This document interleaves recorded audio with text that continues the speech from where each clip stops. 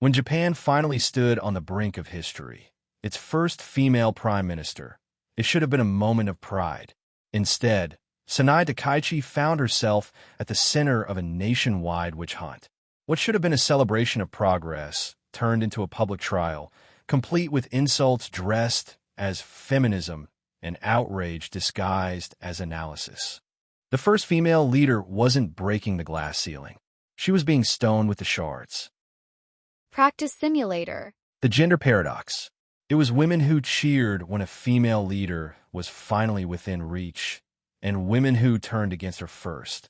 Across social media, the language was viciously personal, not feminine. A man in disguise, an Abe puppet in lipstick.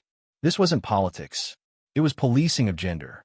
Takaichi's refusal to perform soft femininity violated Japan's unspoken rule that women in power must still smile sweetly.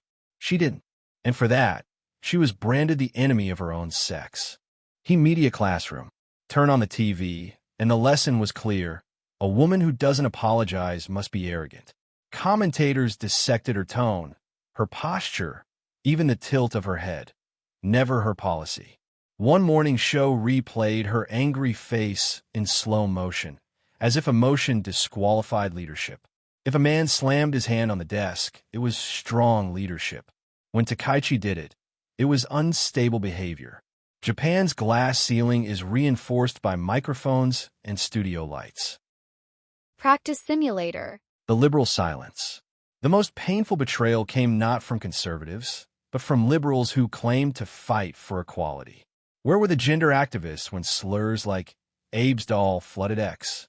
Where were the feminist professors when journalists mocked her as a man in heels? They were silent because the target didn't fit their ideology. For Japan's left-leaning elite, women deserve support only if they conform. Takaichi's crime was ideological independence. In today's Japan, that's heresy. The politics of jealousy. Inside the Diet, the whispers were worse. Senior women in rival parties mocked her as too ambitious, too proud, or too close to the old boys. In any workplace, that's bullying. In politics, it's tradition. Many male politicians privately admitted they feared her competence more than her conservatism. So they did what Japan's power networks have always done to strong women. They isolated her and called it democracy. Practice simulator. The double standards. Japan adores slogans like womenomics and diversity. But when a woman actually wins power, she must pass tests no man ever faces. She must be warm, but not weak. Tough, but not cold. Successful, but not threatening. Fail one of those impossible exams, and the media will remind her of her gender. First female prime minister. Every article starts there, and most end there too. The real fear behind the hate.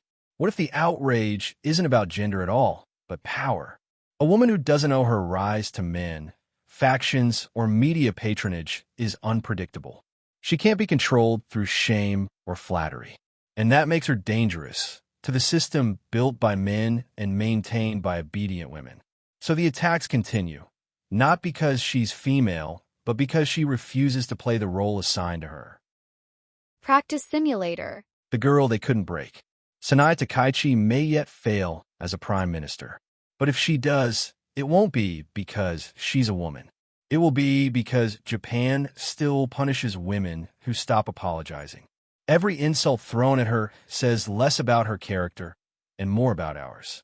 After all, a society that celebrates women's success only when they obey isn't progressive, it's performative.